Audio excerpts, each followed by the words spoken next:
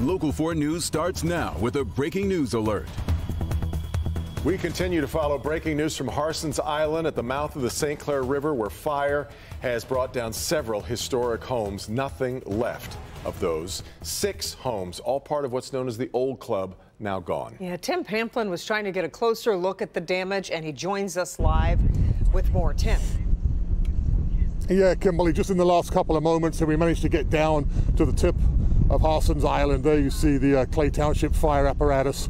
Big mutual aid effort here. Let's get to some of the video. This is some viewer video that was sent to us as this fire broke out earlier this afternoon, ravaging through the Old Club. This is on the southern tip, again, of Harsons Island, on the South Channel area, if you're familiar with the area. Massive fire broke out. 6 homes, I'm being told, historic homes here, completely destroyed. Let's take a look at some of the helicopter video. Gives you a better perspective here than on the ground. You can just see the devastation. The fire started in one of the northern units, and then the winds blew it all the way down, devouring every single home on the property here. So back out here, Clay Township wrapping up. The fire is out. As we zoom in over here, you can see one of the homes, just rubble. A lot of history here on the southern tip of Harsons Island. That history is now relegated to the history books. The homes and structures are all gone. Back to you guys downtown Detroit. Quite a loss. All right, Tim. Yeah. Now to a big mess in Royal Oak alongside that big construction project on I-75. A stretch of Stevenson Highway between 11 Mile and Lincoln is open, but is it safe to drive? Tonight, MDOT is taking action, and Sean Lay is live tonight with a closer look. Sean. Kimberly, let's give you a live drive of exactly what we're talking about here. Pulling out very carefully on this dirt road. This is the Stevenson Highway, I-75, right over to my left. We're pulling south here.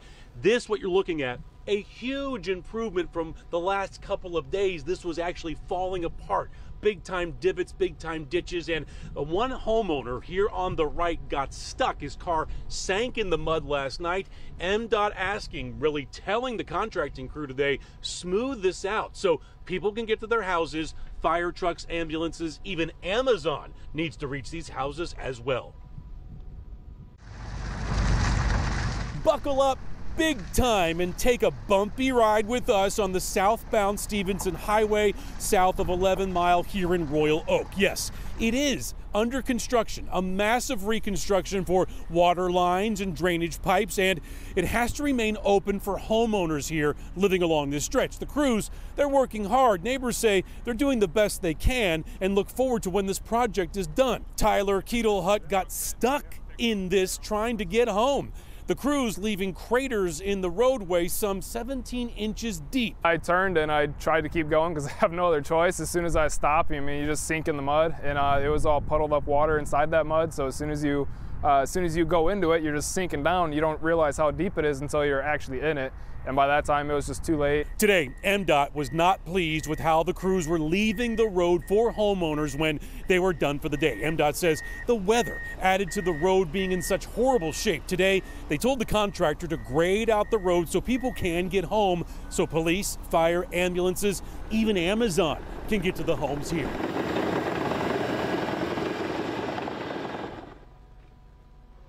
All right, back here live, creeping along here very safely. And again, this is a vast improvement. We've been out here all day. We watched the crew work very hard to smooth this out, fill in some of those big holes and divots. Tyler, who we just interviewed, just got home from work. He pulled out here where he got stuck last night. He said this is a vast improvement as well. He hopes it kind of stays this way. Look, guys, we all want the road fixed. We all want these guys to go home safely, obviously. But this was falling apart, and MDOT asked them to smooth it out, and that's what we're seeing right now. Back to you. A vast improvement, but still such a mess, and your heart just goes out to those homes that are right there on the side. I know exactly where that is. Sean, we appreciate your report tonight. A 19-year-old man is charged now with giving a 13-year-old boy the gun used in a shooting outside 2 Roseville schools. DeAndre Parks is now facing gun charges in the shooting outside Steeland Elementary and Roseville Middle School. Police say a 13-year-old boy had been expelled and was trespassing on school property with a gun, trying to coax other students into a fight on Monday. A 40-year-old man intervened and he was shot. He is in the hospital. The boy was arrested shortly after. Also in Roseville today, a man arrested for a weekend shooting at a Mount Clemens bar. This is video of the search and the arrest that happened at the suspect's home. Police say the 28-year-old man got into a fight and shot a man at the Little Lorraine's bar in downtown Mount Clemens. Suspect took off after the shooting. The victim had to be taken to the hospital, though has since been discharged. A middle school in Plymouth sheltered in place this afternoon over reports of a gun on campus, but police say no weapon was ever found. Plymouth Canton schools say students at East Middle School reported a Snapchat photo showing what they believed to be a gun. The school sheltered in place while police investigated.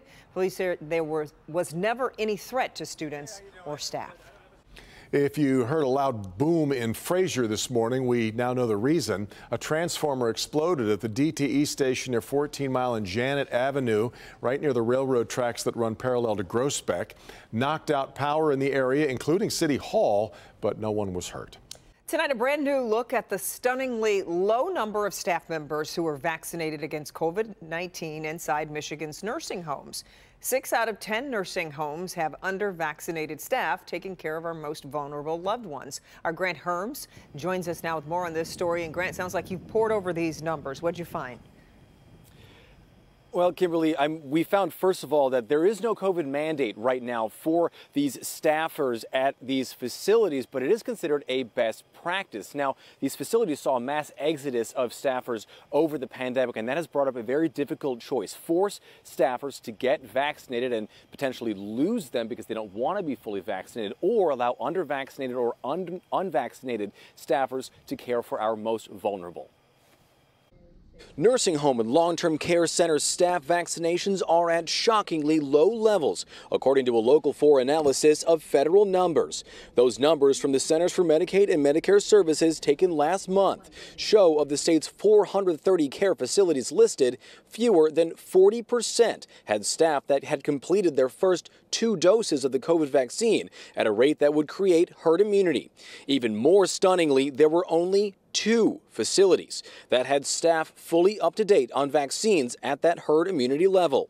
Those numbers come as reports have shown Michigan nursing homes received the most vaccine mandate violations for unvaccinated staff during the pandemic, and Michigan hospitals received the 3rd most violations. In a statement, the Long-Term Care Ombudsman program that steps in when nursing homes abuse seniors say they have serious worries about the lack of vaccinations, saying in part, so many residents were willing and able to be vaccinated, and we hope that we do not continue to see outbreaks of COVID in nursing homes and other long-term care settings for which residents have no control. But care facilities say they need help more than they need vaccinated staff. Wendy Jones with Next Steps, who helps place seniors in care centers, says she sees both sides. I'm worried about having enough caregivers in the hospitals, the rehabs, and these are the areas that we're struggling the most right now. And we also reached out to the Michigan Nurses Association and the Healthcare Association of Michigan that represents these nursing homes, but neither group was available for comment today. Back to you. Interesting. Okay, Grant, thank you. Businesses of all kinds have had a rough few years, of course. In Oakland County, leaders have tried to help stabilize those businesses and recover from the pandemic, and now they want to help them thrive. As Jason Colthorpe reports, that just happens to be the name of a program launched today in Pontiac. Just think about this statistic. 1/3 of all small businesses fail within the first 2 years. So to be able to get free help to be able to keep things running is critical.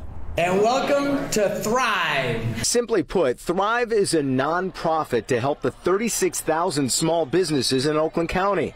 Oakland County businesses, you all reach out, y'all say y'all need this. Y'all tell all the commissioners, we need this. Now guess what? Thrive is here. Thrive and its flagship program, Business Forward, has a $17 million budget thanks to the American Rescue Plan Act. Anything that you can imagine, we have a business consultant to be able to assist with any matter. Shannon Steele, who's the organization's treasurer, knows how valuable this will be to fledgling businesses. When I was so young, when I resigned as a stockbroker a year later, I had so many challenges, doing business with the wrong people, not having the resources and the support that I needed. So that's why when they asked me to be on the board and told me what the organization was about, I took full opportunity to be a part of it.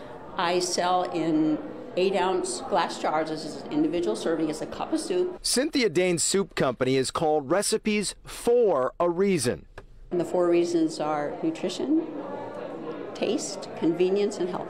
The business was born from a need she discovered as a caregiver to her husband, who died from pancreatic cancer. She's already gotten free consultations to fix a tax snafu, and it's helped keep her dream going. One of the things I've been able to experience is never having a negative response. Everybody is incredibly supportive. Everybody is incredibly helpful. The Thrive team is going to actively seek out businesses to help. But if you're a small business in Oakland County and need help, don't wait. Reach out to them. You can do it through their website, oaklandthrive.org.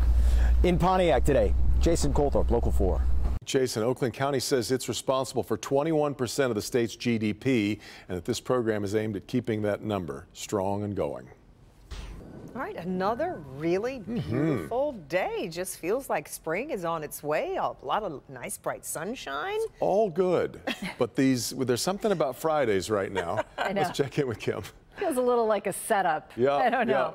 yeah. We've got some sunshine out there now. The sun will set here in about 20 minutes, but it's beautiful looking at the big house in Ann Arbor where it's 40 degrees. Also 40 in the city of Detroit, 35 in Lapeer, 41 in Monroe. Temperatures right now are in the upper 30s to the low 40s, 41 at City Airport, lagging behind Mount Clemens and Pontiac in the upper 30s. Highest wind gusts today. It was a little breezy this afternoon, especially on the east side, and that certainly hampered the efforts of the fire in Harsons Island, because those winds were a little strong this afternoon, close to 30 miles per hour in some spots, especially right along the water.